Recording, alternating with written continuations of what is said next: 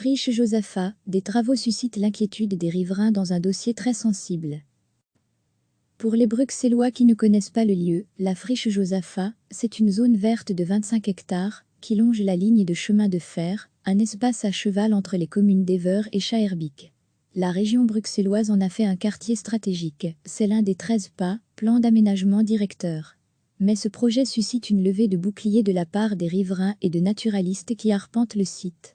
Selon leur expertise, elle est d'une biodiversité riche et rare en région bruxelloise. On n'est pas des bétonneurs, vous l'aurez compris, c'est un dossier d'urbanisme bruxellois, très sensible. Alors, lorsque ce samedi matin, Benoît Debuck, administrateur de la page Facebook Sauvons la friche Josaphat, entend, puis voit un engin de chantier entrer en action sur la friche en question, il mobilise les riverains. C'est l'incompréhension. Contacté, l'ASSO, organisme régional public et propriétaire du site, explique que ces travaux n'ont rien à voir avec le PA. Pascal Sac, responsable de la communication en Bray, « On n'est pas des bétonneurs. On n'est pas en train de construire quelque chose. Ces travaux vont permettre l'accès à des engins qui vont faire des tests de sous-sol en matière de stabilité et de pollution. » L'ASSO évoque aussi un accès facilité vers les voies de chemin de fer pour entretenir ses abords. Des travaux qui ne nécessitent pas de permis, selon l'ASSO, dans l'attente de l'avis de la Commission régionale de développement, et il est vrai que le PA Josaphat en question n'a pas encore été adopté par le gouvernement bruxellois. L'enquête publique s'est terminée en décembre dernier. Si la commune d'Ever a émis un avis positif, Schaerbeek avait-elle remis un avis défavorable à Perspective.Bruxelles, l'agence régionale d'aménagement du territoire. Trop dense, une méthode peu collaborative, selon la commune. Le PA Josaphat prévoit, jusqu'à 1600 logements, une gare RER, des écoles, un site industriel et des espaces verts. On attend dès lors l'avis de la Commission régionale de développement ces prochains jours. Une étape importante, puisqu'elle synthétise les différents avis. Ensuite, une nouvelle version du projet de PA amendé arrivera pour deuxième lecture sur la table du gouvernement. La confiance versus bulldozer, bref, le processus est en cours, mais pas encore figé. Isabelle Potier, députée bruxelloise écolo, avait d'ailleurs demandé lors d'une question d'actualité en novembre dernier de suspendre ces deux procédures de marché public pour dépollution et viabilisation, étant donné les avis critiques de plusieurs instances. Demande refusée par Rudy Vervoer, ministre-président bruxellois. Le minimum de la bonne gouvernance consiste à mener à bien le projet de PA avant de lancer les processus d'urbanisation. On lui parle de reconstruire la confiance, et il envoie les bulldozers. Sérieux, s'étonne Isabelle Potier. Le PA Josaphat n'est pas le seul à être si controversé. Les comités de quartier ont d'ailleurs décidé de se fédérer pour les contrer. Il n'y avait pas d'urgence, rajoute Isabelle Potier. À l'heure d'écrire ces lignes, nous n'avons pas pu avoir de contact avec le ministre-président Rudy Vervoer. Les riverains s'interrogent aussi sur ce calendrier. Pourquoi réaliser ces travaux pendant le confinement? En Stemling, l'ASSO répond que c'était prévu en mars, mais que le confinement les a postposés. Et que l'on urbanise, ou pas la friche Josaphat, ces tests de pollution du sol doivent se faire, selon Pascal Sac, chargé de la communication. Une réponse qui ne dissipe pas forcément la méfiance du côté des riverains. Pour quelle raison tracer une bande d'environ 7 mètres sur une centaine de mètres, s'interroge Mathieu Simonson.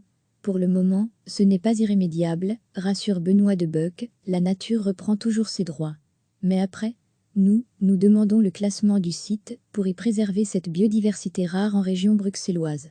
Plus de clarté dans le calendrier. Dans l'après-midi, la police est intervenue à la demande de l'ASSO pour disperser les riverains qui voulaient pénétrer sur le site.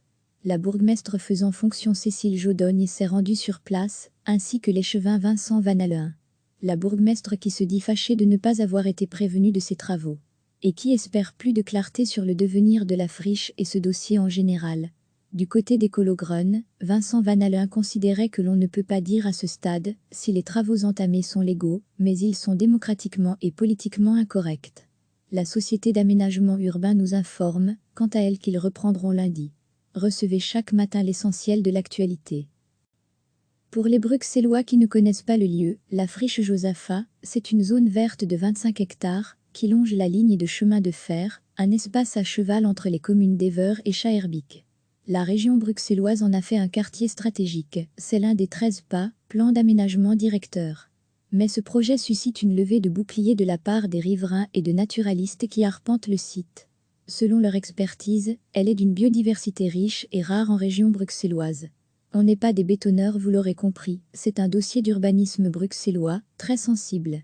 Alors, lorsque ce samedi matin, Benoît Debuck, administrateur de la page Facebook Sauvons la friche Josaphat, entend, puis voit un engin de chantier entrer en action sur la friche en question, il mobilise les riverains. C'est l'incompréhension. Contacté, l'ASSO, organisme régional public et propriétaire du site, explique que ces travaux n'ont rien à voir avec le pas. Pascal Sac, responsable de la communication en Bray, dit « Mais on n'est pas des bétonneurs. On n'est pas en train de construire quelque chose.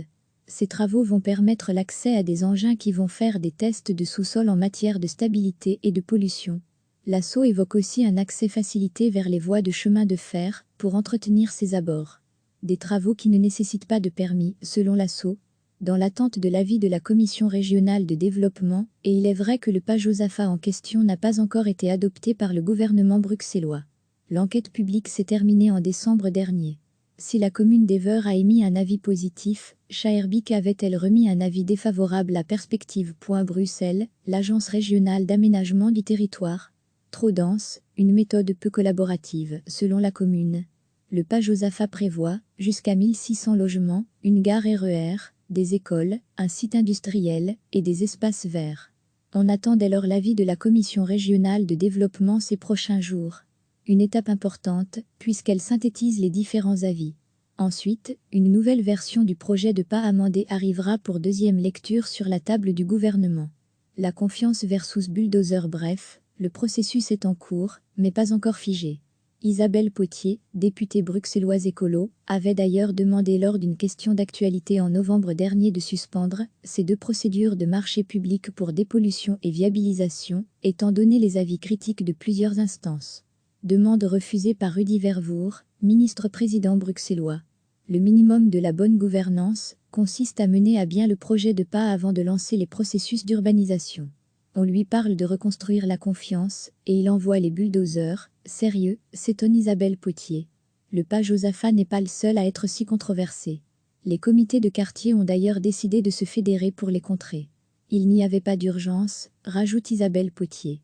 À l'heure d'écrire ces lignes, nous n'avons pas pu avoir de contact avec le ministre-président Rudy Vervoer. Les riverains s'interrogent aussi sur ce calendrier. Pourquoi réaliser ces travaux pendant le confinement? En Stumling, l'ASSO répond que c'était prévu en mars, mais que le confinement les a postposés. Et que l'on urbanise, ou pas la friche Josaphat, ces tests de pollution du sol doivent se faire, selon Pascal Sac, chargé de la communication. Une réponse qui ne dissipe pas forcément la méfiance du côté des riverains. Pour quelle raison tracer une bande d'environ 7 mètres sur une centaine de mètres, s'interroge Mathieu Simonson. Pour le moment, ce n'est pas irrémédiable, rassure Benoît Debuck, la nature reprend toujours ses droits. Mais après, nous demandons le classement du site pour y préserver cette biodiversité rare en région bruxelloise. Plus de clarté dans le calendrier. Dans l'après-midi, la police est intervenue à la demande de l'ASSO pour disperser les riverains qui voulaient pénétrer sur le site. La bourgmestre faisant fonction Cécile Jaudogne s'est rendue sur place, ainsi que l'échevin Vincent Van Allein. La bourgmestre qui se dit fâchée de ne pas avoir été prévenue de ces travaux. Et qui espère plus de clarté sur le devenir de la friche et ce dossier en général. Du côté des Cologrones, Vincent Van Allein considérait que l'on ne peut pas dire à ce stade si les travaux entamés sont légaux, mais ils sont démocratiquement et politiquement incorrects. La société d'aménagement urbain nous informe, quant à elle, qu'ils reprendront lundi. Cliquez sur s'abonner pour recevoir les dernières nouvelles.